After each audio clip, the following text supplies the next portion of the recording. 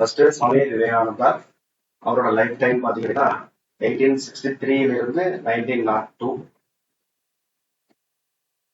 Life sketch விவேகானந்தாவோட உண்மையான பெயர் பாத்தீங்க அப்படின்னா நரேந்திர நாத் தத்தா அப்படின்றது அவருடைய உண்மையான பேரு. இவர் வந்து disciple of Sri Ramakrishnan.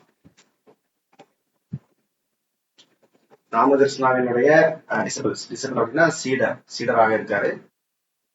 Mark of wisdom at the parliament of religions held at Chicago. இவருடைய சிகாகோல இவருடைய உரை பேச்சு வந்து நமக்கு மிக முக்கியமா இருக்கு. அடுத்த சுவாமி விவேகானந்தா தன்னுடைய உரையில என்ன சொல்றாரு அப்படின்னு பாத்தீங்க அப்படின்னா, ஹெல்ப் பண்ணுங்க, ஆனா வந்து ஃபைட் பண்ணாதீங்க. அதே போல வந்து அசிமுலேஷன் இருக்கணும், ஆனா வந்து டெஸ்ட்ரக்ஷன் இருக்கக்கூடாது. அதாவது தன்மயமாதல் இருக்கலாம், ஆனா வந்து அழிவு இருக்கக்கூடாது. அதே போல நல்லிணக்கம், அமைதி இருக்க வேண்டும், ஆனால் கருத்து வேறுபாடு இருக்கக்கூடாது அப்படின்றது இவருடைய கருத்து. அடுத்து வந்து முக்கியமா வந்து இவர் வந்து ஏழைகளின் வடிவத்தில் தெய்வீகத்தை கண்டார். ஏழைகளின் வடிவில் தெய்வீகத்தை கண்டார்.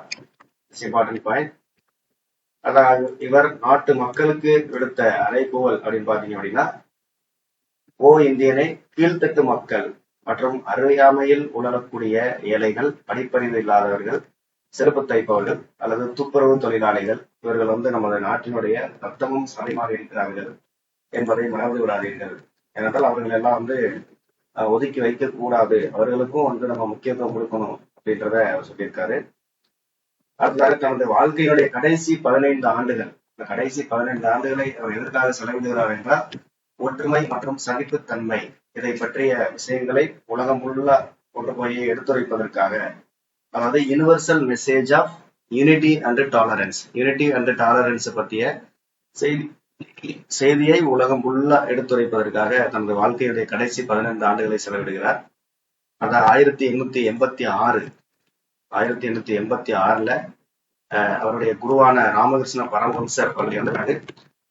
ராமகிருஷ்ணா மிஷன் அப்படின்னு சொல்லக்கூடிய அந்த மிஷனை ஏற்பாடு செய்கிறார், ஸ்ரீ ராமகிருஷ்ணா மிஷன். அதை அடுத்தது principal tenets of Vivekananda's philosophy, விவேகானந்தனுடைய பிலாசபியில உள்ள முக்கியத்துவங்கள் அப்படின்னு பார்த்தோம் அப்படின்னா, இதுல வந்து வேதாந்தா அப்படின்ற கான்செப்டுக்கு அவர் வந்து முக்கியத்துவம் கொடுக்குறாரு.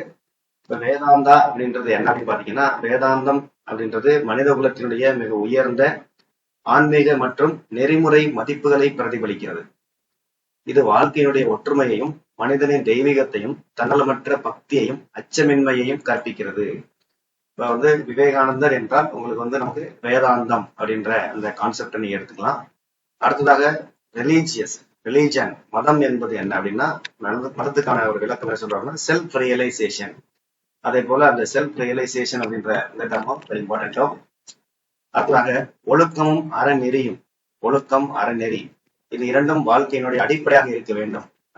Ethics and morality. அடுத்த love and renunciation should permeate the universe. அதாவது அன்பும், லவ்ன்றது அன்பு, ரெனன்சியேஷன் அப்படின்னா வந்து துறவு அப்படின்னு சொல்றோம். இது ரெண்டுமே வந்து பிரபஞ்சத்தில் ஊடுருவ வேண்டும். பெர்மீட், நம்ம பெர்மியபிள் அப்படின்னு சொல்லுவோம் இல்லையா, அது மாதிரி பெர்மீட், அதாவது ஊடுருவ வேண்டும். அடுத்து மிக முக்கியமான அவருடைய கான்செப்ட்னு பாத்தீங்க அப்படின்னா, மனிதனுக்கு முக்கியத்துவம் கொடுக்கிறது. மனிதனை கடவுளின் அவதாரம் என்கிறார். நீங்கள் கடவுளை வணங்குவதற்கு சிறந்த உருவம் அப்படின்னு பாத்தீங்கன்னா மனிதன் தான். அதாவது நீங்க மனித குலத்திற்கு ஒரு சேவை செய்யறீங்க அப்படின்னா அது டைரக்டா நமக்கு வந்து கடவுளுக்கே செல்வது போன்ற ஒரு விஷயமா இருக்கும். மனித குலத்திற்கு சேவை செய்வதுதான் தர்மத்தினுடைய மிக உயர்ந்த நன்மை.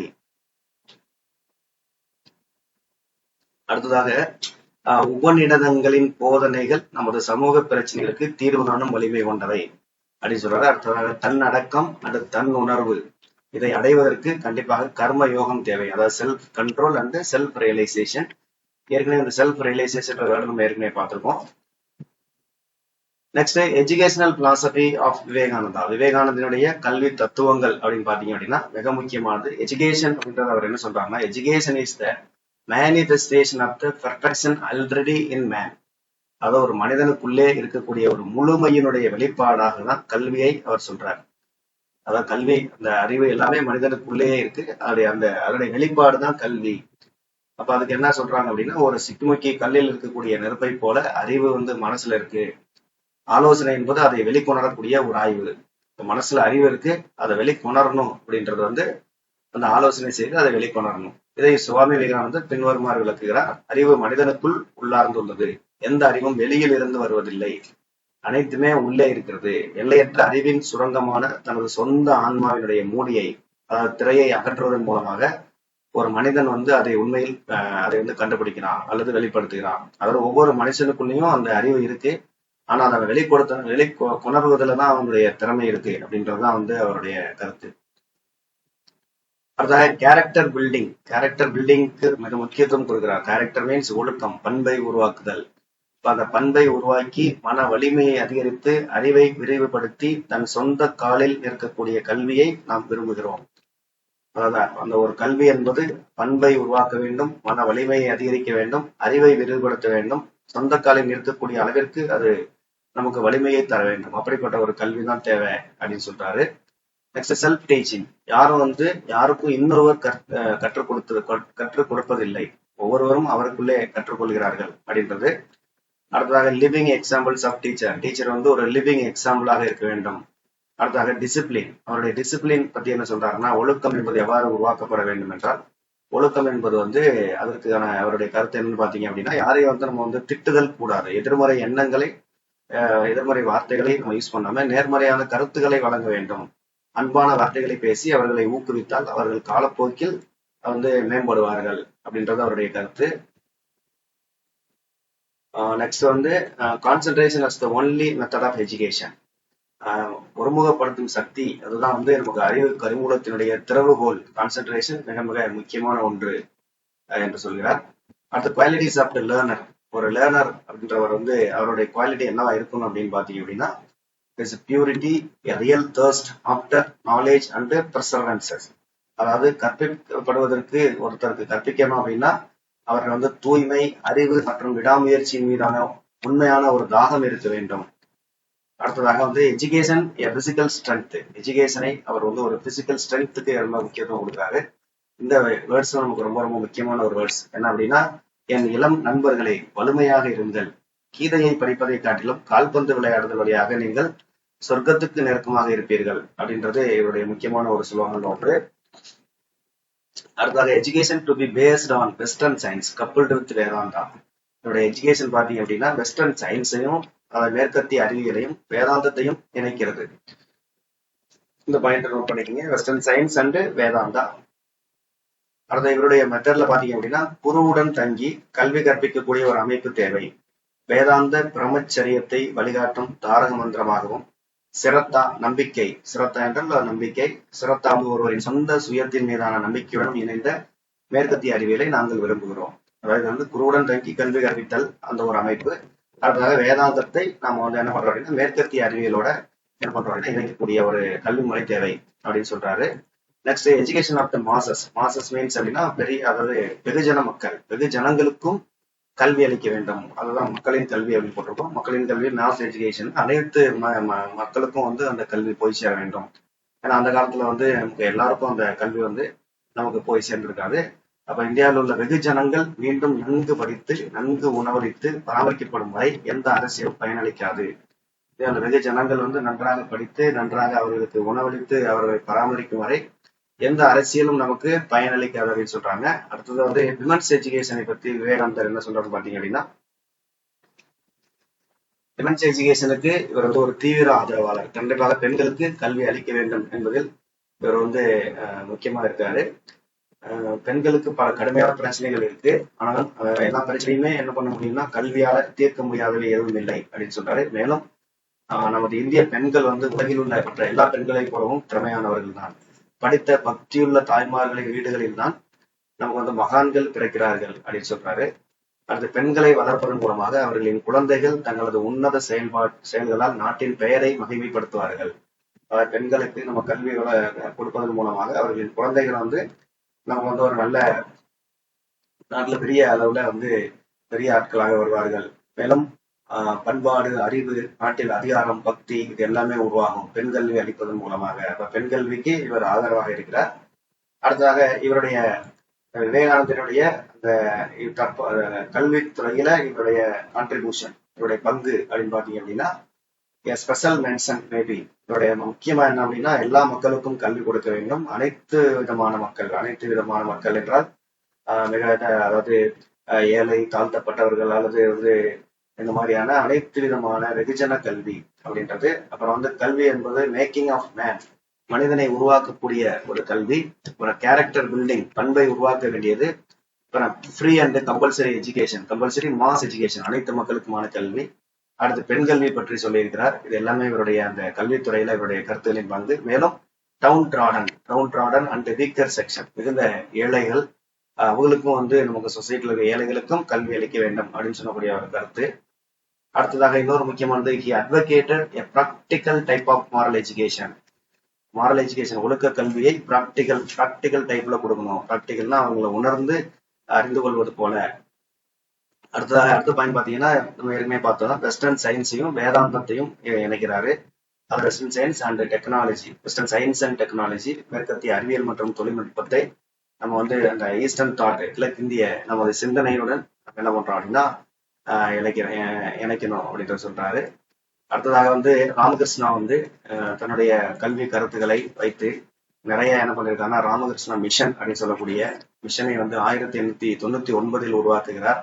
இந்த மிஷன் தற்பொழுது இன்னும் மீண்டும் தற்பொழுதும் எல்லா நாடுகளிலும் எல்லா மாநிலங்களிலும் தொடர்ந்து ரன்னிங் ஆகிக்கொண்டே இருக்கிறது. இது வந்து நம்ம ராமகிருஷ்ணா மிஷன் கல்லூரிகள், ராமகிருஷ்ண மிஷன் பள்ளிகள், இது போன்ற பல நிறைய செவரல் எஜுகேஷனல் இன்ஸ்டிடியூஷன்ஸ் வந்து பாத்தீங்க அப்படின்னா டிஃபரெண்ட் பார்ட்ஸ் ஆஃப் கண்ட்ரில தற்பொழுதும் ரன்னிங் ஆகிட்டு தான் இருக்கு. தமிழ்நாட்டிலும் நிறைய இடங்கள்ல இந்த பள்ளிகள், கல்லூரிகள் இயங்கிக் கொண்டே இருக்கிறது.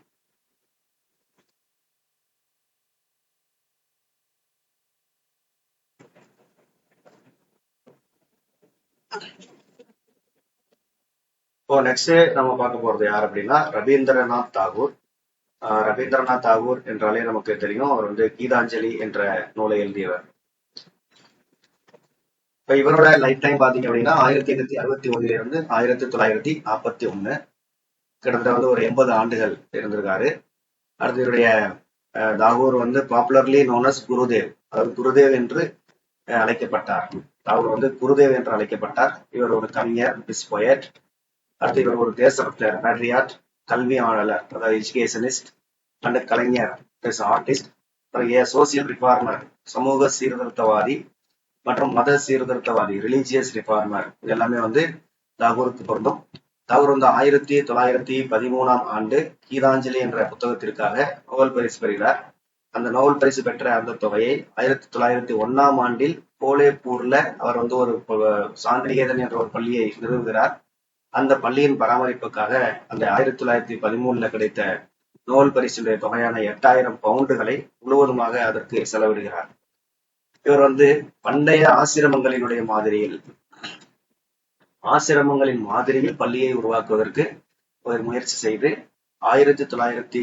பள்ளி வந்து திறக்கப்படுகிறது. இந்த பள்ளியானது 1921 ஆண்டு, 20 ஆண்டுகளுக்கு பிறகு இது வந்து விஸ்வபாரதி என்ற உலக பல்கலைக்கழகமாக, இன்டர்நேஷனல் யூனிவர்சிட்டியாக மாற்றப்படுகிறது.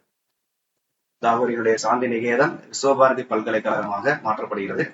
அதாவது பல்வேறு பள்ளிகளில் தனது ஆரம்பகால கல்வியில் தாகூரின் அனுபவங்கள் மகிழ்ச்சியானதாக இல்லை. இதயமற்ற கல்வி முறையில் ஒரு குழந்தை படும் துயரங்கள் அவரது கல்வி நூல்களில் வலிமையாக வெளிக்கொணரப்பட்டுள்ளன.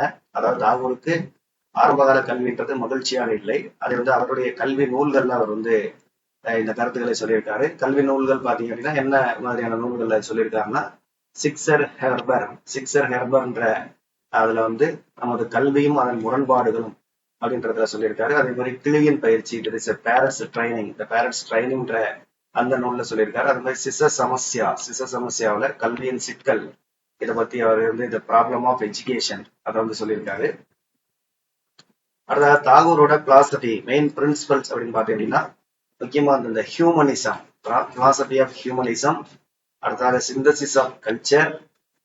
பிலாசபி ஆஃப் ஹியூமனிசம் பாத்தீங்க அப்படின்னா மனித குலத்தின் சிறந்த மற்றும் உன்னதமான பரிசுகள் ஒரு குறிப்பிட்ட இனம் அல்லது நாட்டின் ஏகபோகமாக இருக்க முடியாது என்று தாகூர் என்ன பண்றாரு அப்படின்னா கவனித்தா மீன்ஸ் அப்சர்வ் பண்றாரு. அதாவது மனித குலம் அவற்றினுடைய ஒரு சிறந்த அல்லது உன்னதமான விஷயங்கள் எதுவாக இருந்தாலும் அது எந்த ஒரு நாட்டினுடைய ஒரு அடக்குமுறையாக இருக்க முடியாது. ஒவ்வொருத்தருக்கும் அந்த உரிமை இருக்குது அப்படின்றதுதான் ஹியூமனிசம் அப்படின்னு சொல்றோம்.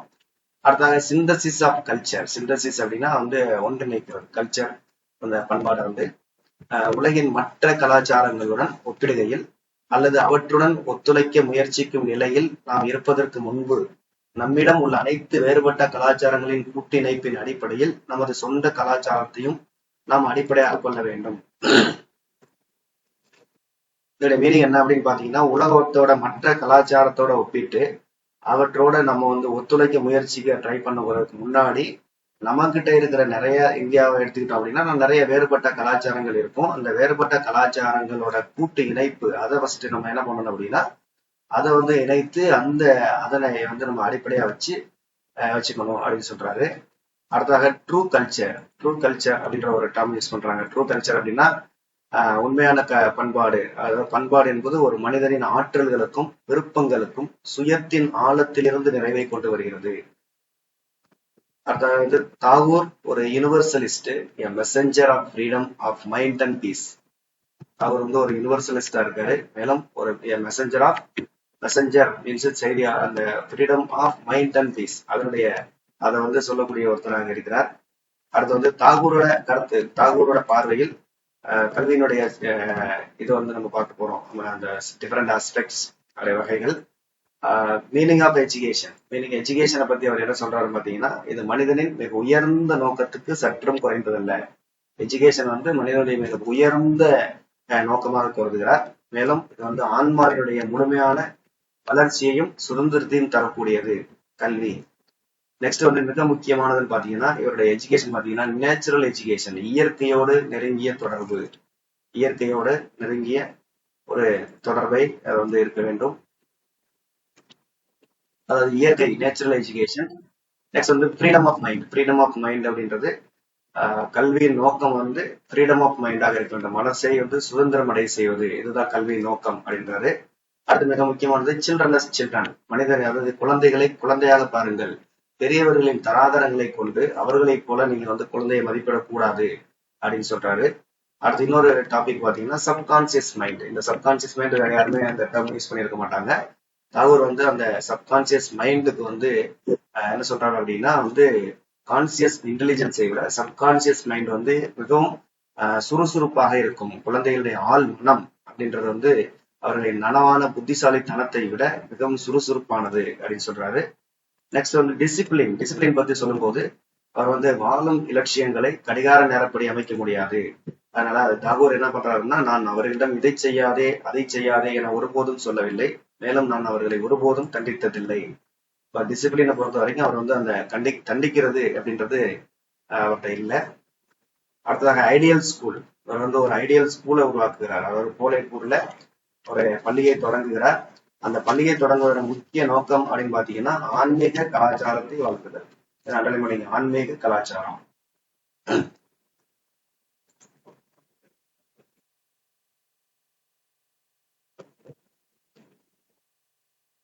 Next, living contact between the teacher and the taught. அதாவது கற்பித்தலில் வழிகாட்டும் உணர்வு மனித உறவுகளை அடிப்படையாக கொண்ட தனிப்பட்ட அன்பாக இருக்க வேண்டும். கற்பிக்கும் முறையை விட இங்க ஆசிரியருக்கு இவங்க முக்கியத்துவம் கொடுக்குறாங்க. கற்பிக்கும் முறையை விட ஆசிரியரே முக்கியமானவர். அடுத்த teacher always a learner.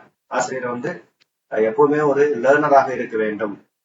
Learner அப்படின்னா தொடர்ந்து அவர் படித்துக் கொண்டே இருக்க வேண்டும். அப்பதான் புதுசாக அவர் என்ன பண்ண முடியும் அப்படின்னா தன்னுடைய அறிவை வளர்த்து கொண்டு மாணவர்களுக்கு புதிய விஷயங்களை சொல்லிக்கொண்டே இருக்க முடியும். அதாவது ஒரு விளக்கு தன் சுடரை தானே எரித்து கொண்டே இருந்தால் ஒழிய அது இன்னொரு விளக்கை எரிய வைக்க முடியாது. நெக்ஸ்ட் அந்த விஸ்வபாரதி உலக பல்கலைக்கழகம், சர்வதேச பல்கலைக்கழகம், அதை பத்தி நம்ம பார்க்கலாம். சாந்தி நிகேதன்ல விஸ்வபாரதியுடைய நோக்கங்களையும் குறிக்கோள்களையும் தாகூர் பின்வருமாறு விவரிக்கிறார். என்ன அப்படின்னா, ஒவ்வொரு தனி மனிதனும் தனது சக்திக்கு ஏற்ப உணர வேண்டிய தேவையையும் பொறுப்பையும் அவர் வலுவாக புரிந்து கொண்டார். கிழக்குக்கும் மேற்குக்கும் இடையில் பரஸ்பர புரிதல் அதை மேம்படுத்துவதற்கான சிறந்த வழிமுறையாக ஒரு சர்வதேச பல்கலைக்கழகத்தின் மையத்தை நான் உருவாக்கியுள்ளேன். அடுத்ததாக ஐரோப்பிய பண்பாட்டுடன் ஆசியா ஒத்துழைக்கும் நிலையை அடைவதற்கு முன்பு ஐரோப்பிய பண்பாட்டோட ஆசியாவை வந்து ஜாயின் பண்றதுக்கு முன்னாடி தன்னிடம் இருக்கக்கூடிய பல்வேறு பண்பாடுகளினுடைய கூட்டு இணைப்பின் அடிப்படையில் முதலில் தனது சொந்த கட்டமைப்பை அதை அமைத்துக் கொள்ள வேண்டும். அதை இணைக்கிறதுக்கு முன்னாடி நாம வந்து இருக்கக்கூடிய அந்த வேறுபட்ட பண்பாடுகளை முதல்ல ஃபர்ஸ்ட் ஜாயின் பண்ணணும்னு சொல்றாங்க. அப்புறம் இந்த ஆரிய, செமிட்டிக், மங்கோலிய மற்றும் பிற கிழக்கிந்திய கலாச்சாரங்களின் முழு வீச்சையும் புரிந்து கொள்ளும் வரை இந்த பல்கலைக்கழகத்தினுடைய பரப்பு எல்லையை எளிய வழிகளில் படிப்படியாக என்ன பண்றாரு அப்படின்னா விரிவுபடுத்த விரும்பி இருக்கிறார். அப்புறம் கீழே தேசிய மனதை உலகுக்கு வெளிப்படுத்துவதே அதன் நோக்கமாகும். அதாவது ஈஸ்டர்ன் கல்ச்சரை வந்து நம்ம வந்து வேர்ல்டுக்கு வந்து தெரியப்படுத்துறது தான் இந்த விஸ்வபாரதியுடைய நோக்கமாக அவர் சொல்லியிருக்கார். அடுத்து இந்த விஸ்வபாரதியில் வழங்கப்படக்கூடிய அந்த படிப்புகள் ஆமா ஓகே, அந்த படிப்புகள் பாத்தீங்க அப்படின்னா என்னென்ன பாத்தீங்கன்னா நமக்கு ஒரு 11 விதமான படிப்புகள் இருக்குது. ஒன்று வந்து சிசு பவன், சிசு என்றால் குழந்தையர்னு சொல்லுவோம். இது வந்து நர்சரி ஸ்கூலை குறிக்கக்கூடிய அந்த இருக்கு சிசு பவன் என்ற பெயர். பாத் பவன் என்றது matriculation examination, school section matriculation examination. Shiksha Bhavan அப்படின்றது higher secondary. Vidya Bhavan, Vidya means என்ன அப்படின்னா college of under graduate and post graduate studies and research. Vinaya Bhavan அப்படின்றது teachers college, teacher training college, teachers college அதெல்லாமே அதுல வந்துடும். கலாபவன், கலா அப்படின்றது வந்து நமக்கு ஆர்ட்ஸ் அண்ட் கிராஃப்ட் அதுல வருகிறது. சங்கீத் பவன் வந்து சங்கீதம் அப்படின்ற இதுல வரும், மியூசிக் அண்ட் டான்ஸ். ஸ்ரீநிகேதன் அப்படின்றது பாத்தீங்கன்னா ரூரல் கன்ஸ்ட்ரக்ஷன், கிராம ரீகன்ஸ்ட்ரக்ஷன், கிராம மறுசீரமைப்புன்னு சொல்லுவாங்க. டிபார்ட்மெண்ட் ஆஃப் ரூரல் ரீகன்ஸ்ட்ரக்ஷன், கிராம மறுசீரமைப்பு. அது சிக்ஸ் சாட்ரான்றது ரூரல் ஹைஸ்கூல், கிராமப்புற பள்ளி. அது சில்ப சாதனான்றது காலேஜ் ஆஃப் இண்டஸ்ட்ரியல் ட்ரைனிங். அது சீன பவன்ன்றது நம்ம வந்து சைனீஸ் லாங்குவேஜ், திபெத்தியன் லாங்குவேஜ் இதை படிக்கக்கூடிய அந்த இதுக்கு அமைப்புக்கு அந்த ஸ்கூலுக்கு பேர் வந்து நம்ம வந்து சீன பவன் அப்படின்னு சொல்றோம்.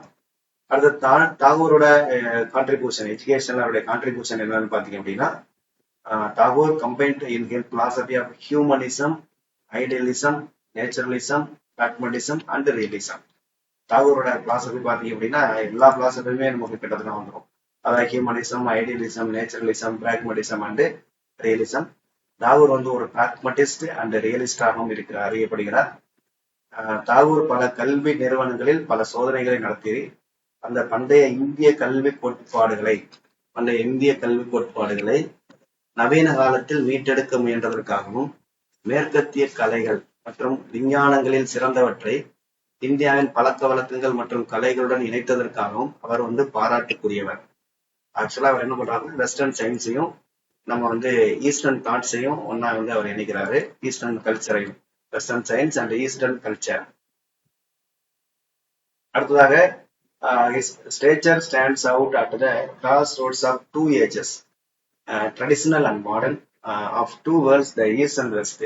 இவருடைய கருத்து பார்த்தீங்க அப்படின்னா நம்ம வந்து 2 ஏஜஸ், 2 விதமான காலங்களை இணைக்கிறது. ஒன்று ட்ரெடிஷனலும் மாடர்னுக்கும் சென்ட்ரா அவர் வந்து இருக்காரு. அதே போல வேர்ல்டு எடுத்துக்கிட்டோம் அப்படின்னா ஈஸ்ட் அண்ட் வெஸ்ட், இது ரெண்டுக்கும் கனெக்ட் பண்ற மாதிரியான ஒரு விஷயம். ட்ரெடிஷனல் அப்படின்னா நம்ம வந்து தாகூரோட அந்த பண்டைய இந்திய கல்வி கோட்பாடுகளை நவீன காலத்துல அவர் மீட்டெடுக்கிறாரு.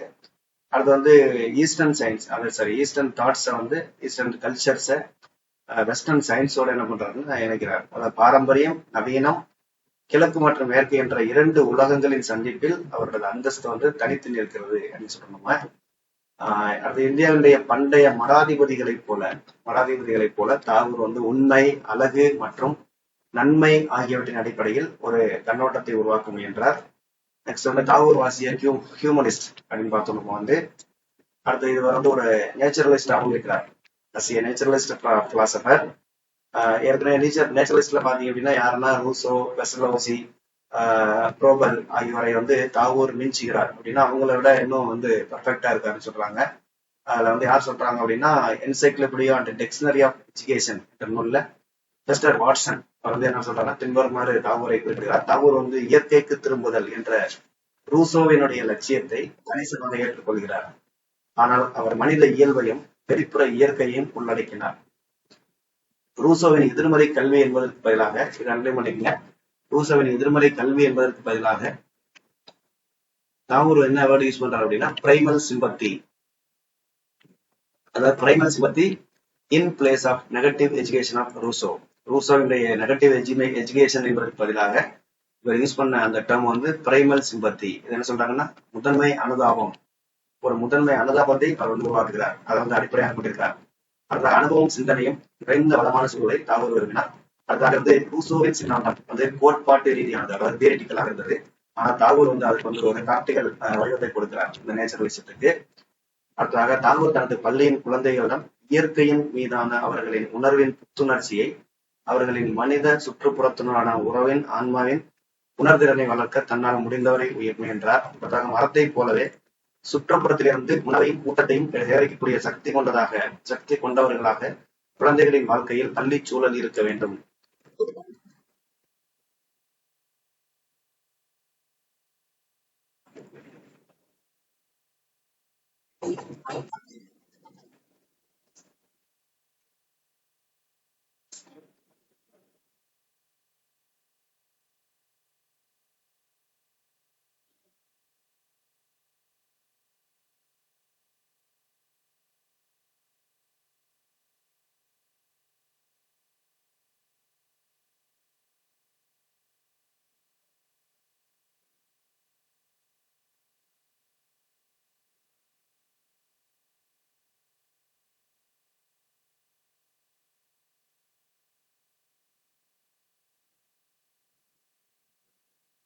மரத்தைப் போலவே சுற்றுப்புறத்திலிருந்து உணவையும் ஊட்டத்தையும் சேகரிக்கக்கூடிய சக்தி கொண்டதாக குழந்தையின் வாழ்க்கையில் பள்ளி சூழல் இருக்க வேண்டும்.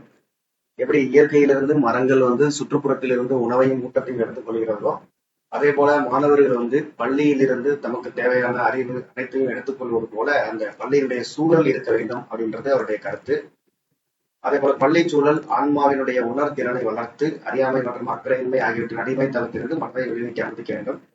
நெக்ஸ்ட் வந்து தாகூர் வந்து தாகூர் வாசிய கிரேட் பிராக்டிஷனர். இவர் வந்து ஒரு கிரேட் பிராக்டிஷனர் அப்படின்னு சொல்றாங்க. இந்த கல்வியின் மூலமாக இவர் வந்து ஒரு சமூக கட்டமைப்பை உருவாக்க முயன்றார். இவர் தனது கல்விக் கொள்கையை நிறைவேற்ற சாந்தி நிகேதனை உருவாக்கினார். அடுத்த சம்மரி அப்படின்னு பாத்தீங்க அப்படின்னா இவருடைய தாகூரோட சம்மரியில பாத்தீங்கன்னா spiritual unity of man, spiritual unity of man. அடுத்த object of education as the freedom of mind. Teacher as the lamp. Teacher வந்து ஒரு லேம்ப் அப்படின்னு சொல்றாரு. அடுத்த டிசிப்ளின் அண்ட் பனிஷ்மெண்ட்ல என்ன சொல்றாருன்னா அவர் I never said to them don't do this or don't do that. அதாவது நான் ஒருபோதும் இதை செய்யாத அதை செய்யாத அப்படின்னு நான் சொல்றது இல்லை. நம்ம ஏற்கனவே பார்த்தோம். அடுத்து religious education through practice is important point. Next and ideal school வந்து நமக்கு அந்த போலேப்பூர்ல உருவாக்குற சாந்தி நிகேதன். அடுத்து எஜுகேஷன் த்ரூ நேச்சர், இயற்கை வழியாக எஜுகேஷன். அடுத்து education for international understanding. Next universal culture.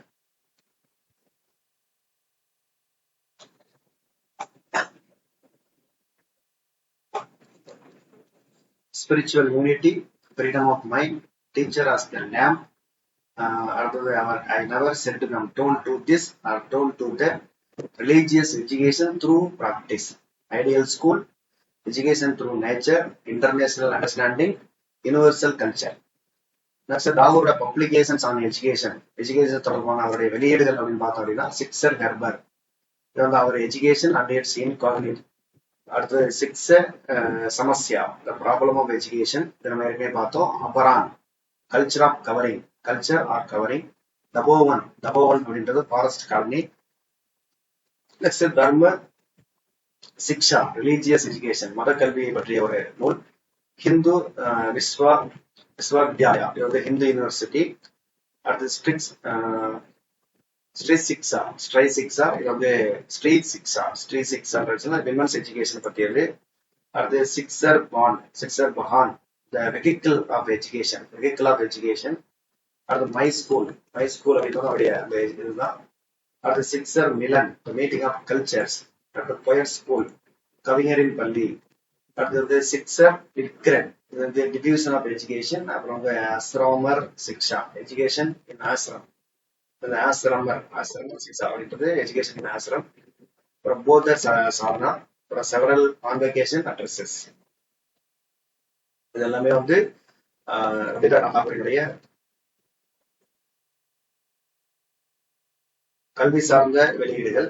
இப்ப ரவீந்திரநாத் தாகூர் அப்படின்றது ஒரு நேச்சுரலிஸ்ட். மேலும் இவர் வந்து என்ன பண்றாரு அப்படின்னு பாத்தீங்க அப்படின்னா நமக்கு வந்து அதாவது பண்டைய கால கருத்துக்களை வந்து தற்கால நவீனத்தோட இணைப்பதற்கு அவர் வந்து முயற்சி செய்கிறார்.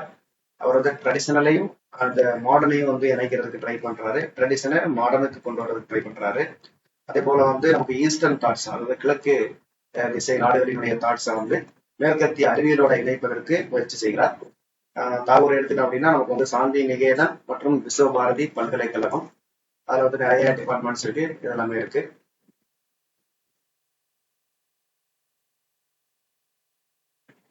அடுத்த தாகூர் வந்து ஒரு ஹியூமனிஸ்டாக இருக்கிறார். ஹியூமனிஸ்ட், மேலும் நேச்சுரலிஸ்ட் மற்றும் ஐடியல், இது எல்லாமே ஹியூமனிஸ்ட் நேச்சுரலிஸ்ட்ன்றது நமக்கு ரொம்ப முக்கியமான ஒரு விஷயம். இப்ப அடுத்ததான் நம்ம பார்க்க போறது யார் அப்படின்னு பாத்தீங்கன்னா ஜே கிருஷ்ணமூர்த்தி. இப்ப ஜே கிருஷ்ணமூர்த்தியினுடைய லைஃப் டைம் பாத்தீங்கன்னா 1895 இருந்து 1986, கிட்டத்தட்ட 90 ஆண்டுகள் அவருடைய லைஃப் டைம். இப்ப இவருடைய பிரீஃப் லைஃப் ஸ்கெட்ச் அப்படின்னு பாத்தீங்க அப்படின்னா இவர் வந்து ஜிட்டு கிருஷ்ணமூர்த்தி அப்படின்னு சொல்றோம். ஜிட்டு கிருஷ்ணமூர்த்தி அவர் வந்து 8th child of his parents, அவருடைய 8வது குழந்தையாக பிறக்கிறார். எப்ப அப்படின்னு பாத்தீங்கன்னா 11 மே 1895. இந்திய வெல் டு ஃபேமிலி, ஒரு நல்ல ஃபேமிலி. அவர் பிறந்த இடம் பாத்தீங்க அப்படின்னா ஒரு இடத்தினுடைய பெயர் வந்து மதனப்பள்ளி. இந்த மதனப்பள்ளி சென்னையிலிருந்து 240 கிலோமீட்டர் வடக்கே இருக்கிறது. இந்த ஜிட்டு ஃபேமிலி பாத்தீங்கன்னா அது ஒரு தெலுங்கு பேசக்கூடிய ஒரு பிராமின்ஸ் ஃபேமிலி. கிருஷ்ணமூர்த்தியோட ஃபாதர் வந்து ஒரு ஆர்த்தோடாக்ஸ் ஃபாதராக இருந்தாலும் அவர் வந்து தியாசபிகள் சொசைட்டியினுடைய ஒரு மெம்பராக இருக்கிறார். கிருஷ்ணமூர்த்தி வந்து கிருஷ்ணமூர்த்தியோட தந்தையார் வந்து அடிக்கடி வந்து டிரான்ஸ்பர் ஆகிறது காரணமாக இவருடைய பள்ளி கல்வி என்பது வந்து அடிக்கடி மாறிக்கொண்டே இருக்கும். அதனால வந்து இவர் முக்கியமாக வந்து அதை நினைத்து என்ன பண்றாரு அப்படின்னா எப்பவுமே ஒரு பயத்திலேயே இருப்பார் அவருடைய ஸ்கூலிங் டைம்ல. மேலும் வந்து இவர் வந்து அந்த புக் லேர்னிங்கை வந்து முழுமையாக அவர் என்ன பண்றாருன்னா வெறுக்கின்றார். அதுக்கான காரணத்தை தான் எழுதிய ஒரு நூல்ல வந்து அவர் டைரியில என்ன பண்ணியிருக்காரு அப்படின்னா அவர் வந்து என்ன சொல்லியிருக்காருன்னா, பள்ளியில் நான் மிகவும் மகிழ்ச்சியாக இருந்தேன் என்று சொல்ல முடியாது. ஏன் அப்படின்னா ஆசிரியர்கள் வந்து மிகவும் அன்பாக நடந்து கொள்ளவில்லை. மேலும் எனக்கு மிகவும் கடினமான இருந்த பாடங்களையே அவர்கள் கற்பித்தார்கள். நான் பெரும்பாலும் வந்து கரடுமுரடாக இல்லாத விளையாட்டுகளை, அதாவது எளிமையான விளையாட்டுகளை, உடல்நலத்துக்கு என் நான் வந்து மிக மென்மையான உடல்நிலை எனக்கு இருந்ததன் காரணமாக கொஞ்சம் கரடுமுரடாக இல்லாத அந்த மாதிரியான கேம்ஸை தான் வந்து நான் விரும்பினேன். ஆனா வந்து எனக்கு பிடிக்காத அந்த பாடங்களை, கடினமான பாடங்களை எனக்கு கற்பித்தார்கள். மேலும் அவர்கள் அன்பாக இல்லை அப்படின்னு சொல்லிட்டு இதனுடைய அந்த இப்ப கல்வி என்பது தனக்கு வந்து ஒரு மகிழ்ச்சியை வந்து தரல அப்படின்னு சொல்லிட்டு அவர் சொல்லியிருப்பாரு. அடுத்ததாக தன்னுடைய 15வது வயதுல அவர் வந்து மிஸ்டர் அன்னி பெசன்ட் அவங்களோட அவர் வந்து இணைகிறார். அன்னி பெசன்ட் யார் அப்படின்னா தியாசபிகள் சொசைட்டி, அந்த பிரம்மஞான சபை அப்படின்னு சொல்லுவாங்க, அந்த சொசைட்டியினுடைய பிரசிடென்டாக இருக்கிறாங்க. இணைந்து அவர் வந்து 1911 இங்கிலாந்துக்கு செல்கிறார் கிருஷ்ணமூர்த்தி. இங்கிலாந்துல 1911 போறாரு. லண்டன்ல வந்து தன்னுடைய ஃபர்ஸ்ட் ஸ்பீச்சை வந்து 1911 கொடுக்குறாரு. அதுக்கப்புறம் 1912 வந்து இவர் வந்து ஒரு புக் எழுதுறாரு. என்ன புக் அப்படின்னு பாத்தீங்கன்னா ஹீரோடைய book entitled education as service அப்படின்ற ஒரு புக்கு. இந்த புக்ல வந்து ஒரு ஸ்கூலை வந்து அவர் என்ன பண்றாருன்னா ஒரு ஐடியல் ஸ்கூலை பத்தி சொல்லியிருக்காரு. அந்த ஸ்கூல் எப்படின்னா அந்த ஸ்கூல்ல வந்து வேற லவ் ரூல்ஸ் அண்ட் இன்ஸ்பயர்ஸ், அதாவது லவ் தான் வந்து அங்க வந்து சட்டங்களையும் மற்றும் வந்து ஊக்கத்தையும் கொடுக்கும். மற்றும் அந்த where students grow into noble adolescence under the fostering cares of teachers feel the greatness of their vacation. அங்க இருக்கக்கூடிய ஆசிரியர்கள் வந்து என்ன பண்ணுவாங்க அப்படின்னா அந்த மாணவர்களினுடைய அவர்களை உணர்ந்து கொண்டு அவருக்கு என்ன அந்த கிரேட்னஸ் ஆஃப் தேர் ஒகேஷன், அவருடைய தொழிலுடைய மேன்மையை உணர்ந்து அவர்களுக்கு வந்து பயிற்றுவிப்பார்கள். அந்த மாதிரியான ஒரு ஐடியல் ஸ்கூலை வந்து அவர் என்ன பண்றாரு அப்படின்னா அந்த நூல்ல வந்து சொல்லியிருப்பாங்க புக்ல. Next Krishnamurti made 3 unsuccessful attempt to pass மெட்ரிகுலேஷனை பாஸ் பண்றதுக்கு அவர் வந்து 3 அட்டம்ப்ட் வந்து அவர் அடிக்கிறாரு. Entrance examination to London university.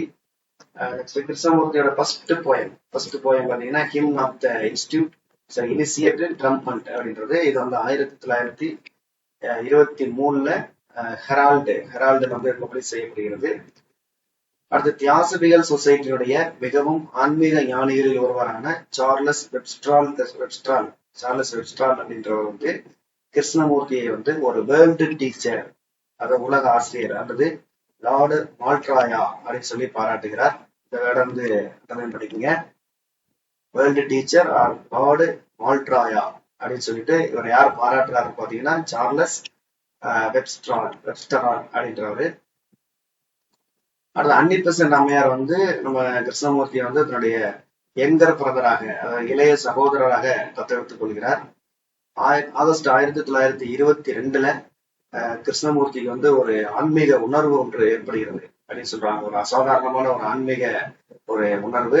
இந்த ஆன்மீக உணர்வுக்கு பிறகுதான் அவருக்கு வாழ்க்கையில வந்து மிகப்பெரிய திருப்புனையாக அமைந்து அவர் வந்து ஒரு உலக ஆன்மீக தலைவராக மாறுகிறார். இந்த உலக ஆன்மீக தலைவராக மாறிய அந்த கிருஷ்ணமூர்த்தி அவருக்கு வந்து நிறைய சீடர்கள் இருக்கிறாங்க. அந்த சீடர்கள் வந்து அவங்களுக்கு வந்து நிறைய நிதி உதவிகள் அளித்ததன் மூலமாக அந்த பணத்துல வந்து அவர் என்ன பண்றாருன்னா பல்வேறு நாடுகள்ல தத்துவ ஆய்வுகளுக்காக பல மையங்களை வந்து என்ன பண்றாரு அப்படின்னா நிறுவுகிறார். அடுத்ததாக நம்ம வந்து ஒர்க் ஷாப் ஜேகே பாத்தீங்க அப்படின்னா கிங்டம் ஆஃப் ஹாப்பினஸ், பாத் அப்படின்னு சொல்லக்கூடியது, அப்புறம் சர்ச் அப்படின்னு சொல்றது 1931ல. அடுத்த கமெண்ட்ரிஸ் ஃப்ரம் த அன்னோன், அப்புறம் commentaries on living second series, commentaries on living third series, first and last freedom, education and the significance of life, அடுத்த life again, talks in Europe, இதெல்லாம் அவருடைய இது.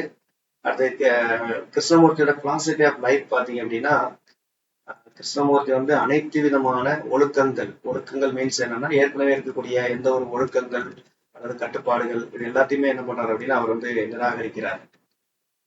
மேலும் அனைத்து வழிகாட்டிகளையும் ஆசான்களையும் நிராகரித்தார். யாருமே வழிகாட்டி ஆசான்கள் அப்படின்னு சொல்லிட்டு அவர் யாருமே வச்சுக்கல. அதே மாதிரி அவர் எந்த ஒரு புதிய நம்பிக்கையோ அதை புதுசா வந்து ஒரு நம்பிக்கையை வச்சு அந்த நம்பிக்கையின்படி எல்லாம் செயல்படுங்க அப்படின்னு தான் சொல்லல. அதே மாதிரி எந்த ஒரு கோட்பாட்டையும் தொடங்கி இந்த கோட்பாட்டை நான் உருவாக்கின கோட்பாடு, இதன்படி நீங்க எல்லாம் வந்து ஃபாலோ பண்ணுங்க அப்படின்னு அவர் சொல்லல. அதே மாதிரி அவர் எந்த அதிகாரத்தையும் கோரவில்லை, அதே போல எந்த மதத்தையும் கோரவில்லை, சமூக சீர்திருத்த திட்டம் அது மாதிரி எந்த ஒரு திட்டத்தையும் அவர் தொடங்கவில்லை. ஆனா அவருடைய முக்கியமான கருத்து என்ன அப்படின்னா உலகத்துல ஏற்படக்கூடிய அந்த சண்டைகள் ஃபைட், அந்த உலகத்துல ஏற்படக்கூடிய மோதல்கள் மற்றும் துன்பங்களுக்கு ஒரு தீர்வாக தனிநபரின் மொத்த மாற்றத்தை தவிர அவர் வந்து வேற எதையுமே முன்வைக்கவில்லை. இதுதான் அவருக்கு முக்கியமான ஒரு பாயிண்ட். என்ன அப்படின்னு பாத்தீங்கன்னா அந்த காலத்துல நிறைய நமக்கு உலக போர்கள் நிறைய நடந்து கொண்டிருந்த சமயம் அவ வந்து அந்த மோதல்கள் மற்றும் துன்பங்கள் அவற்றுக்கு தீர்வாக ஒரு தனி மனிதரை வந்து நம்ம வந்து மாற்றி அமைக்கணும் அப்படின்றதான் அவருடைய முக்கியமான ஒரு கொள்கையாக கோட்பாடாக இருப்பது. மற்றபடி எந்த ஒரு விஷயத்தையும் அவர் வந்து சொல்லல. மேலும் தன்னை வந்து இந்த கிருஷ்ணமூர்த்தி என்ன சொல்றாரு அப்படின்னு பாத்தீங்கன்னா இந்த டேர்ம்ல கிருஷ்ணமூர்த்தி சொல்வார், அதாவது என்னை புரிந்து கொள்ள விரும்புபவர்கள், சுதந்திரமாக இருக்க விரும்புபவர்கள் என்னை பின்பற்ற வேண்டாம், என்னை ஒரு கூண்டாக மாற்ற வேண்டாம், அது ஒரு மதமாக ஒரு பிரிவாக மாறக்கூடாது. அதாவது என்னை யாரும் நீங்கள் குருவாக எடுத்துக்கொண்டு என்னை பின்பற்றாதீர்கள், அதுவே ஒரு தனி பிரிவா மாறிடும். கிருஷ்ணமூர்த்தி எப்படி நம்ம வந்து புத்த மதம் ஜெயின மதம் இருக்கிற மாதிரி இப்ப அதுவும் வந்து ஒரு மதம் மாதிரி ஆயிடும். அதனால அதாவது அவரு கிருஷ்ணமூர்த்தியை பற்றி சொல்லுகிற பொழுது அவர் யாரையும் குருவாக ஏற்றுக்கொண்டதும் இல்லை, அதே போன்று யாரையும் வந்து தன்னை வந்து யாரும் குருவாக ஏற்றுக்கொள்ள கூடாது அப்படின்ற அந்த ஒரு கான்செப்ட்ல இருக்கக்கூடிய ஒரு மனிதர் அந்த கிருஷ்ணமூர்த்தி. நெக்ஸ்ட் பாத்தீங்க அப்படின்னா ஃபங்க்ஷன் ஆஃப் எஜுகேஷன். அதுல வந்து முக்கியமா வந்து என்ன டேர்ம் யூஸ் பண்றோம் அப்படின்னு பாத்தீங்கன்னா இன்டெகிரல் எஜுகேஷன் அப்படின்றது ஒருங்கிணைந்த கல்வி மற்றும் ஒருங்கிணைந்த தனி நபர்களை உருவாக்குதல். இதுல வந்து ஜே கிருஷ்ணமூர்த்தி கூறுகையில் கல்வி நோக்கம் என்பது வெறும் அறிஞர்களை அல்லது தொழில்நுட்ப வல்லுநர்களை அல்லது வேலை தேர்வுகளை உருவாக்குவதல்ல, மாறாக அச்சம் இல்லாத ஆண்களையும் பெண்களையும் ஒருங்கிணைப்பது. ஏனெனில் அத்தகைய மனிதர்களுக்கு இடையில் மட்டுமே நிலையான அமைதி இருக்க முடியும். அவர் வந்து அமைதியை நாடினார். ஏன்னா அதிகமான போர் வந்து விரும்பல, அவர் வந்து அமைதியை விரும்புகிறார். அதனால அந்த அச்சமில்லாத ஆண்களை பெண்களை உருவாக்க வேண்டும், ஒருங்கிணைக்க வேண்டும் அப்படின்னு சொல்றாரு. வாழ்க்கையை புரிந்து கொள்வது என்பது நம்மை நாமே புரிந்து கொள்வது, அதுவே கல்வியின் தொடக்கமும் முடிவுமாகும் சொல்றாரு. அடுத்த கல்வி என்பது வெறுமனே அறிவை பெறுவது, உண்மைகளை சேகரிப்பது மற்றும் தொடர்புபடுத்துவது மட்டுமல்ல, ஒட்டுமொத்தமாக வாழ்க்கையுடைய முக்கியத்துவத்தை பார்ப்பது. ஒன்றிணைந்த அதனால் அறிவார்ந்த மனிதர்களை உருவாக்குவதே கல்வியின் பணி. நாம் புத்திசாலித்தனமாக இல்லாமல், மேலும் இதுவும் அவருடைய முக்கியமான ஒரு கான்செப்ட், நம்ம வெறும் பட்டங்களை மட்டும் பெறுவது முக்கியம் அல்ல அப்படின்ற ஒரு கான்செப்ட் சொல்லியிருக்காரு. நாம் புத்திசாலித்தனமாக இல்லாமல் பட்டம் பெற்று இயந்திரத்தனமாக திறமையாக இருக்கலாம். ஆனால் புத்திசாலித்தனம் என்பது வெறும் தகவல் அல்ல, இது புத்தகங்களிலிருந்து பெறப்பட்டதல்ல. படிக்காதவர்கள் கூட கற்றவனை விட புத்திசாலியாக இருக்கலாம். எனவே புத்திசாலித்தனம் என்பது இன்றியமையாததை, உள்ளதை உணரும் திறன். இந்த திறனை தன்னிடமும் பிறரிடமும் விழிப்படைய செய்வதே கல்வி. அதாவது புத்திசாலித்தனம் இல்லாமல் வெறும் பட்டங்களை மட்டும் பெறுவது நமக்கு முக்கியம் இல்லை அப்படின்றது சொல்லியிருக்காரு. அடுத்தாக integral education implies the following characteristics. Integral education எதெல்லாம் இம்ப்ளைஸ் பண்ணுதுன்னு பாத்தீங்கன்னா, development of the capacity to face challenge, அதாவது சவால்களை சமாளிக்கும் திறன். அதுக்கப்புறம் செல்ஃப் நாலேஜ், அதுக்காக இன்டகிரேட்டட் எக்ஸ்பீரியன்ஸ், ரெடிமேட் ஐடியல்ஸ், அடுத்த மெச்சூரிட்டி டு பி ஃப்ரீ, அடுத்த re education, development of consideration for others, அடுத்த right of understanding of our environment, அடுத்த முக்கியமாக டெவலப்மெண்ட் ஆஃப் விஸ்டத்தை உருவாக்க வேண்டும். அந்த நாட் அக்கரிங் நாலேஜை விஸ்டம் டெவலப்மெண்ட் பண்ணணும். அக்கரிங் நாலேஜை நம்ம எடுத்துக்கிறது அப்படி இல்லை அப்படின்னு சொல்றாரு. அடுத்த அது மாதிரி 10 பாத்தீங்கன்னா point number 10, development of attitude of love towards others. மற்றவர்கள் மீது நம்ம அன்பு செலுத்துதல். அடுத்த right relationship, simplicity, creative intelligence, ideology, international understanding, discipline, அப்புறம் ரிவார்ட்ஸ் அண்ட் பனிஷ்மெண்ட்ஸ். அடுத்த சென்சிட்டிவிட்டி பத்தி சொல்லும்போது, sensitivity can never be awakened through compulsion. அதாவது சென்சிட்டிவிட்டியை நாம நீங்க கம்பல்சன் மூலமாக நீங்க உருவாக்க கூடாது அப்படின்னு சொல்றாரு. அதாவது வற்புறுத்தலின் மூலமாக உணர்திறனை ஒருபோதும் எழுப்ப முடியாது. நிர்பந்தம் எதை உருவாக்கும் அப்படின்னா பகைமையையும் பயத்தையுமே வளர்க்கிறது. நீங்க ஒரு விஷயத்தை நிர்பந்தப்படுத்துறீங்கன்னா அது பகைமை மற்றும் பயத்தை தான் வளர்க்கும். அவர்களை எந்த வடிவத்திலும் வெகுமதியும் தண்டனையும் மனதை அடக்கி மந்தமாக்கும். வெகுமதியை தண்டனை ரெண்டுமே கூடாது அப்படின்னு சொல்றாங்க. பரிசுகளும் தண்டனையும் கூடாது அப்படின்றது கிருஷ்ணமூர்த்தியுடைய மிக முக்கியமான கான்செப்ட். நெக்ஸ்ட் 18 பாத்தீங்கன்னா ஸ்பிரிச்சுவல் ட்ரைனிங் இருக்கலாம், ஆனால் ரிலீஜியஸ் எஜுகேஷன் இருக்கக்கூடாது. ஸ்பிரிச்சுவல் ட்ரைனிங் ஆனால் ரிலீஜியஸ் எஜுகேஷன் இல்லை. அடுத்து what to think but how to think. அதாவது we should not teach the child. சைல்டுக்கு வாட் டு திங்க் அப்படின்னு நீங்க டீச் பண்ணாதீங்க. ஹவு டு திங்க் என்று எதை சிந்திக்க வேண்டும் என்பதை நீங்கள் டீச் பண்ணக்கூடாது. எப்படி சிந்திக்க வேண்டும் என்பதை ஹவு டு திங்க் அப்படின்றதுதான் சொல்றாரு. அது freedom to think for himself.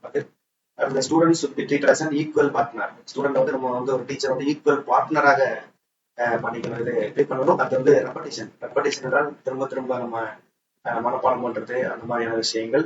இது எதை உருவாக்கும் அப்படின்னா மைண்ட் டு பி ஸ்லகிஷ், மனதை மந்தமாக்கும் அப்படின்றது. அடுத்து role of the teacher and the school. பாத்தீங்க அப்படின்னா J Krishnamurti lays down the following points should be the attitude to teacher. ஒரு நல்ல டீச்சருக்கான பண்பு அப்படின்னு பாத்தீங்க அப்படின்னா அண்டர்ஸ்டாண்டிங் தி சைல்டு, குழந்தையை புரிந்து கொள்ள வேண்டும். And not thirsting his ideals. நம்முடைய கருத்துக்களை குழந்தைக்கு திணிக்க கூடாது. அடுத்ததாக அப்சர்விங் த சைல்டை நம்ம உற்று நோக்க வேண்டும். அடுத்து integration of the education himself. Next true teacher எப்படின்னா ஒரு கல்வியாளர் ஒரு வெறுமனே தகவல்களை தருபவராக இருக்கக்கூடாது. ஞானத்துக்கும் சத்தியத்துக்கும் வழிகாட்டுபவர் அவர். ஆசிரியரை விட உண்மை மிக முக்கியமானது. ஆசிரியருக்கு இங்க முக்கியத்துவம் இல்லை, ஆசிரியரை விட அவர் சொல்லக்கூடிய அந்த கருத்துகள், அந்த உண்மையான கருத்துக்களுக்கு தான் அவங்க முக்கியத்துவம் கொடுக்குறாங்க. Next picture of a school as visualised by கிருஷ்ணமூர்த்தியின் படி ஒரு ஸ்கூல் அப்படின்றது எப்படி இருக்கும்னு பாத்தீங்கன்னா, இது ஒரு ஒருங்கிணைந்த ஆளுமையை குறைந்த எண்ணிக்கையிலான, அதாவது அவருடைய ஸ்கூல்ல முக்கியமாக சொன்னது என்ன அப்படின்னு பாத்தீங்கன்னா, இந்த மாணவர் எண்ணிக்கை விகிதம் மிக குறைவாக இருக்க வேண்டும். வெகுஜன கல்வி என்பது மாணவர்களின் தனித்தன்மையின் ஒருங்கிணைந்த வளர்ச்சிக்கு தற்கொலைக்கு ஒப்பானது. வெகுஜன கல்வியை அவர் விரும்பல. குறைந்த எண்ணிக்கையிலான மாணவர்கள் தான் ஒரு வகுப்பறையில இருக்கணும், அதுவும் 20 மாணவர்களுக்கு மேல இருக்கக்கூடாது அப்படின்றது அவருடைய கருத்து. அடுத்த ஆசிரியர்கள் விழிப்புணர்வு, அர்ப்பணிப்பு, சிந்தனை இதோட இருக்கணும். அடுத்த குழந்தையோட திறன்கள், சிரமங்கள் மற்றும் வரம்புகள் பற்றிய கவனமான ஆய்வு மற்றும் புரிதல் செயல்பட வேண்டும். பள்ளியினுடைய செயல்பாடுகள் எந்த சித்தாந்தத்தின் தாக்கமும் இல்லாமல் இருக்க வேண்டும். எதையும் அடிப்படையா வச்சு எந்த ஒரு சித்தாந்தத்தை பேஸ் பண்ணி இருக்கக்கூடாது. மதம் சார்ந்த அல்லது ஏதாவது ஒரு கருத்து சார்ந்த அந்த மாதிரியான வகையில பள்ளி வந்து செயல்படக்கூடாது. அது மாதிரி தலைமை ஆசிரியருக்கு அந்த அனைத்து பொறுப்பையும் தலைமை ஆசிரியர்கிட்ட கொடுத்துடக்கூடாது. மாறாக ஒவ்வொரு ஆசிரியரும் அந்த முழுமைக்கும் பொறுப்பு என்று உணர வேண்டும். மேலும் எந்த ஆசிரியரும் தலைமை ஆசிரியரை கண்டு பயப்படக்கூடாது. அதே போல தலைமை ஆசிரியரை மிரட்டுதலும் கூடாது. அதே போன்ற வேலையை சமமாக பகிர்ந்தளிக்க வேண்டும். ஒவ்வொரு ஆசிரியருக்கும் வேலையை வந்து சமமாக பகிர்ந்தளிக்க வேண்டும். அடுத்து தனி மனித சுதந்திர உணர்வு பள்ளிக்கூடம் முழுவதிலும் எல்லா நேரங்களிலும் இருக்க வேண்டும். அதே போல நலவாழ்வு தொடர்பாக அனைத்து விஷயங்களையும் விவாதிப்பதற்கு ஒரு மாணவர் கவுன்சில் ஒன்று அங்க இருக்க வேண்டும். நலவாழ்வு இதெல்லாம் வந்து ஜே கிருஷ்ணமூர்த்தியுடைய அந்த பள்ளியில் இருக்க வேண்டிய நடைமுறைகளாக சொல்லியிருக்கிறது. அடுத்தாக கான்ட்ரிபியூஷன் ஆஃப் ஜே கிருஷ்ணமூர்த்தி பாத்தீங்க அப்படின்னா, கல்வி எப்போதுமே கிருஷ்ணமூர்த்தியினுடைய இதயத்துக்கு நெருக்கமாகவே இருந்தது. அவர் தனது கருத்துக்களை நடைமுறைப்படுத்துவதற்காக நிறைய பள்ளிகளை என்ன பண்றாருன்னா, கிட்டத்தட்ட 1 டஜன் இணை கல்வி பள்ளிகளை நிறுவுகிறார். இந்த பள்ளிகளில் 10% இடங்கள் வந்து அடல்மணிக்கு கிருஷ்ணமூர்த்தியுடைய 10% இடங்கள் கட்டணம் செலுத்தாத மாணவர்களுக்கு ஒதுக்கப்பட்டது. அதாவது ஃப்ரீ எஜுகேஷனாக கொடுக்கப்படுகிறது. அப்புறம் கிருஷ்ணமூர்த்தி வந்து ஒவ்வொரு வருஷமும் மாணவர்கள் மற்றும் ஆசிரியர்களுடன் கலந்துரையாடுவதற்காக ஒவ்வொரு பள்ளியிலையும் போயிட்டு ஒவ்வொரு வருஷத்துலையும் ஒரு நாள் வந்து மாணவர்களுடனும் ஆசிரியர்களும் கலந்துரையாடலுக்கு செல்வது வழக்கம். இந்த பள்ளிகளில் சாதாரண பாடத்திட்டமே பின்பற்றப்பட்டாலும் ஒரு மனிதனுக்கும் மற்ற மனிதனுக்கும் இடையில் தடைகளை உருவாக்கி வன்முறைக்கு வழிவகுக்கக்கூடிய இந்த வன்முறைன்றதை முக்கியமாக அவர் இருக்கிறார். தேசிய இன வர்க்க மற்றும் கலாச்சார தப்பெண்ணங்கள் எதுவும் இல்லாமல் குழந்தைகளுக்கு போதுமான வாய்ப்புகளையும் சுதந்திரத்தையும் வழங்குவதே இந்த பள்ளியுடைய நோக்கமாகும். அதாவது கற்றல் சூழலில் ஒரு சுதந்திரத்தை உருவாக்குவது. அதே போல கற்பிக்கும் முறைகள், பள்ளி அமைப்பு மற்றும் ஆசிரியர் பங்கு பற்றிய கிருஷ்ணமூர்த்தியின் கருத்தாக்கம் உண்மையிலேயே முற்போக்கானது அப்படின்னு சொல்லப்படுகிறது. கல்வியில் ஒருங்கிணைந்த அணுகுமுறை மூலமாக ஒருங்கிணைந்த அணுகுமுறை அப்புறம் ஒருங்கிணைந்த ஆளுமை இதெல்லாமே இவருடைய டேர்ம்ஸ்ல இம்பார்ட்டன்ட் டேர்ம்ஸாக நம்ம எடுத்துக்கலாம். இப்ப ஜே கிருஷ்ணமூர்த்தி என்பவர் வந்து மதனப்பள்ளியில் பிறக்கிறார். வந்து தியாசபிகள் சொசைட்டி அங்க இருக்காரு. அன்னிபெசன்ட் அம்மையாரினுடைய சீடரா, அதாவது அவங்களோட வந்து என்ன பண்றாருன்னா ஜாயின் ஆகிறாரு. அவங்க வந்து இவர் வந்து தத்தெடுத்துக் கொள்கிறார்கள். அன்னிபெசன்ட் அம்மையார் வந்து தியாசபிகள் சொசைட்டியுடைய பிரசிடென்ட். அவங்க வந்து ஜே கிருஷ்ணமூர்த்தியை தத்தெடுத்துக் கொள்கிறார். அது இவருடைய அந்த கல்வி முறை அப்படின்னு பாத்தீங்க அப்படின்னா, நம்ம வந்து அந்த போர்களுக்கு எதிரான ஒரு அமைதியை உருவாக்கக்கூடிய கல்வி மற்றும் ஒருங்கிணைந்த அணுகுமுறை, அப்புறம் ஒருங்கிணைந்த ஆளுமையை வளர்க்கக்கூடியது, பயத்தை போக்கக்கூடியதாக இருக்க வேண்டும், சுதந்திரமான கற்பித்தலாக இருக்க வேண்டும். இதெல்லாம் வந்து நம்ம ஜே கிருஷ்ணமூர்த்தி அவர்களுடைய அந்த கல்வி முறையுடைய கருத்தாக்கமாக இருக்கிறது.